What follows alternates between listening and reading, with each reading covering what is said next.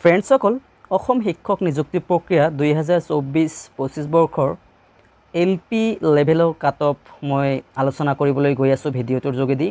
আপোনালোকে হয়তো নিশ্চয়কৈ থাম্বনেইলটো চাই বুজিব পাৰিছে যে এলপি অল কেটাগৰিজ ৱাইজ সেফ জোন কিমান। সো বহুতে কুৱেশ্যন এটা সুধি থাকে যে এলপি ক্ষেত্ৰত কাট অফ কেনেকুৱা যাব আৰু সেফ জোনটো কিমান, পাৰিলে এটা ভিডিঅ' বনাই আলোচনা কৰিব। তো যিকি নহওক সেই পৰিপ্ৰেক্ষিতত মই আজি ভিডিঅ'টো প্ৰস্তুত কৰিবলৈ লৈছোঁ। আজি মই ভিডিঅ'টোত আলোচনা কৰিম এলপি লেভেলৰ অল কেটাগৰিজ ৱাইজ সেফ জোন। হয়, আপোনালোকৰ চাকৰি এটা নিশ্চিত হ'ব যদিহে আপোনাৰ এই কাট অফখিনি আছে। তো ভিডিঅ'টো সম্পূৰ্ণকৈ নচোৱাকৈ কমেণ্ট নকৰিব, আগতে মই জনাই থৈছোঁ। ভিডিঅ'টো সম্পূৰ্ণকৈ চাই কমেণ্ট কৰিব আৰু আশা ৰাখিছোঁ যে ভিডিঅ'টোৰ দ্বাৰা আপোনালোকে নিশ্চয়কৈ উপকৃত হ'ব পাৰিব। যদিহে আলোচনা কৰা মাৰ্কখিনি আপোনালোকৰ আছে তেনেহ'লে নিশ্চয়কৈ চাকৰি এটা পাবলৈ সক্ষম হ'ব। তো ফ্ৰেণ্ডসকল আহক মূল টপিকছটোলৈ আগবাঢ়িছোঁ। ফ্ৰেণ্ডসকল কেটাগৰী ৱাইজ ভিডিঅ'টোত মই আলোচনা কৰিবলৈ চেষ্টা কৰিম। চ' প্ৰথমতে মই ইউআৰ কেণ্ডিডেটছক লৈ আলোচনা কৰিছোঁ। চ' এগৰাকী ইউআৰ কেণ্ডিডেটৰ যদিহে কাট অফ 63.5 প্লাছ আছে তেনেহ'লে সেই কেণ্ডিডেটছগৰাকী নিশ্চয়কৈ এটা সেফ জোনত আছে, অৰ্থাৎ চাকৰি এটা পাবলৈ সক্ষম হ'ব। চ' এইখিনিতে এটা প্ৰশ্ন কোনোবাই কৰিব পাৰে যে 63.5ৰ তলৰখিনি চাকৰি নাপায় নেকি?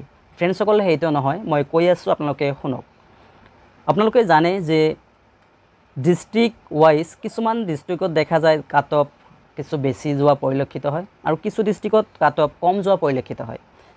চ' সেই অনুপাতে এইবাৰো কিন্তু তেনেকুৱা হোৱা পৰিলক্ষিত হোৱা দেখা যাব। চ' কিছুমান ডিষ্ট্ৰিক্টত এনেকুৱা আহিব পাৰে ইউআৰ কেটাগৰীৰ 61 বা 61.5 বা 62 এনেকুৱাও আহিব পাৰে। আৰু আপোনালোকে জানে যে কিছুমান ডিষ্ট্ৰিক্টত কাট অফ কম যোৱাটো এটা নেচাৰেলি বুলি ক'ব পাৰোঁ, যিহেতু আমি তেতিয়াৰ পৰা চাই আহিছোঁ যে কিছু ডিষ্ট্ৰিক্টত খুব কম যায় আৰু কিছু ডিষ্ট্ৰিক্টত অলপ বেছি যোৱা দেখা যায়। চ' এইবেলিও কিন্তু চাব পাৰিব কিছু ডিষ্ট্ৰিক্টত কম যাব। আৰু শেষত মই এই ভিডিঅ'টোৰ শেষত মই জনাম যে কোনটো ডিষ্ট্ৰিক্টত কাট অফ 61 বা 61.5 মান অহাৰ চান্স আছে ইউআৰ কেটাগৰীত। চ' মই আপোনালোকক ভিডিঅ'টোৰ শেষত জনাম। চ' ভিডিঅ'টো চাই থাকক। তাৰপিছতে মই কৈছোঁ OBC কেটাগৰী। চ' OBC কেণ্ডিডেটছৰ যদিহে 61 প্লাছ আছে তেনেহ'লে কেণ্ডিডেটগৰাকী এটা সেফ জোনত আছে, অৰ্থাৎ চাকৰি এটা সি পাব। কিন্তু এইখিনিতে প্ৰশ্ন এটা সুধিব পাৰে কোনোবাই যে ইয়াৰ তলৰখিনি নাপায় নেকি? চ' এইটো কথা নহয়, মই আগতে কৈছোঁ যে ডিষ্ট্ৰিক্ট ৱাইজ কিছু ডিষ্ট্ৰিক্টত কাট অফ অলপ বেছি যোৱা দেখা যায়, কিছু ডিষ্ট্ৰিক্টত কম। চ' 58.5 বা 59 মান আহিব পাৰে কিছু ডিষ্ট্ৰিক্টত। গতিকে 61ৰ তলত পোৱা কেণ্ডিডেটছসকলেও চাকৰি পাবলৈ সক্ষম হ'ব। কিন্তু কিছু ডিষ্ট্ৰিক্টত হয়তো লাকিলি কমি যাব পাৰে, তেতিয়া পাব পাৰে। বাট 61 প্লাছ যাৰ আছে ডেফিনেটলি চাকৰি এটা পাব। তাৰপিছতে মই HC কেটাগৰীৰ বিষয়ে কৈছোঁ। চ' HC কেটাগৰী যদি এগৰাকী কেণ্ডিডেটছৰ 58.5 প্লাছ আছে নিশ্চয়কৈ সেই কেণ্ডিডেটগৰাকী এটা সেফ জোনত আছে, অৰ্থাৎ সেই চাকৰি এটা পাবলৈ সক্ষম হ'ব। কিন্তু এইখিনিতে ছেম কথা যে ইয়াৰ তলৰখিনি নাপায় নেকি? তেনেকুৱা নহয়। চ' কিছু ডিষ্ট্ৰিক্টত কম যাব।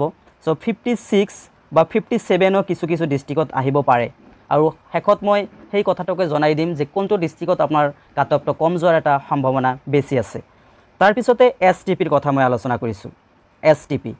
চ' STP কেণ্ডিডেটছৰ যদিহে 57.75 প্লাছ আছে তেনেহ'লে সেই কেটাগৰীটো বা সেই কেণ্ডিডেটগৰাকী এটা সেফ জোনত আছে, অৰ্থাৎ চাকৰি এটা পাব। তাৰপিছতে মই STHৰ বিষয়ে আলোচনা কৰিম। চ' STHৰ ক্ষেত্ৰত যদিহে 57 প্লাছ আছে সেই কেণ্ডিডেটগৰাকী এটা সেফ জোনত আছে, চাকৰি এটা লাভ কৰিব পাৰিব।